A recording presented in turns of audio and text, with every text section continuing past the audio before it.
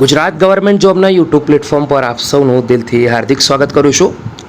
વિડીયોમાં આગળ વાત કરીએ એના પહેલાં જે મહત્ત્વપૂર્ણ અપડેટો આવી છે તેના વિશે ડિસ્કસ કરી લઈએ. મોડી રાત્રે જે ખૂબ મહત્ત્વપૂર્ણ અપડેટ આવી છે GSSB તરફથી એનો વિડીયો અવેલેબલ છે. સ્ક્રીન પર તમે જોઈ શકો છો અને વિડીયો ચેક પણ કરી શકો છો. ડીવાયએસઓ મામલતદાર બાબત અચાનક ખૂબ જ મહત્ત્વપૂર્ણ લેવાયો છે નિર્ણય. જે મિત્રો ભરતીના ફોર્મ ભર્યા છે તે ખાસ એકવાર જોઈ લે.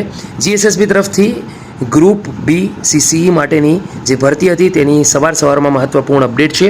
આ ઉપરાંત GSSB તરફથી દોસ્તો એક ખૂબ જ મોટી વર્ષની સૌથી અને જે નવી ભરતી આવી છે એ 24 જુલાઈથી એના ફોર્મ ભરવાના હાલ તો શરૂ થયા નથી લગભગ, તો 24 જુલાઈએ આ મહત્ત્વપૂર્ણ અપડેટ આવી હતી, તેનો વિડીયો બનાવ્યો છે. મારા હિસાબે જરૂરથી એકવાર ચેક કરી લેજો. વિદ્યા સહાયકની જે ભરતી છે તેની પણ મહત્ત્વપૂર્ણ અપડેટ છે. ખાસ કરીને વિનંતી કરું છું કે વિડીયો જોવાનું ભૂલતા નહીં. તો આગળ વધીએ દોસ્તો અને વાત કરીએ જુનિયર ક્લર્ક ભરતીની કે જે ગુજરાતની અંદર હાલ વિવિધ કૃષિ યુનિવર્સિટીઓની અંદર આવી છે લગભગ 227 જગ્યાઓ પર. ઘણા બધા ઉમેદવારો કે જે આપણા યુટ્યુબ પ્લેટફોર્મ પર હાલ નવા જોઈન થયા છે એવા ઉમેદવારોને આ ભરતી વિશે આઈડિયા નથી. તો શોર્ટમાં વાત કરી લઈએ રાજ્યની વિવિધ કૃષિ યુનિવર્સિટીઓની.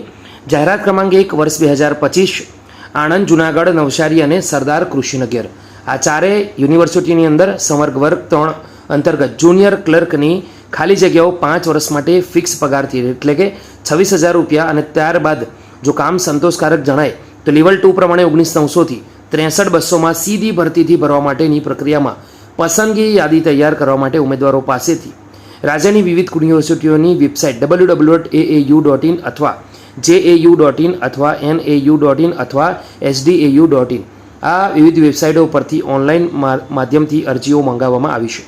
નિમણૂક અપાયેલ ઉમેદવારોને 5 વર્ષ બાદ નામદાર સરકારશ્રીના ધારાધોરણ મુજબના નિયત પગાર ધોરણમાં મૂકવા અંગે નિયમ અનુસાર કાર્યવાહી કરવામાં આવશે.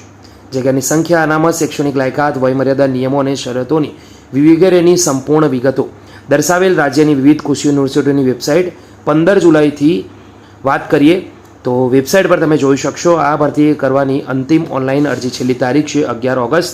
તો ઉમેદવારોએ ખાસ ધ્યાન રાખવાનું છે દોસ્તો. તમે ઓફિશિયલ વેબસાઇટ પર જઈને ઓનલાઈન માધ્યમથી અરજી કરી શકો છો. આ વિડીયો શોર્ટમાં ગમી હોય તો લાઇક કરો, બીજા સુધી શેર કરો. ફરી મળીશું, ત્યાં સુધી ગુડ બાય.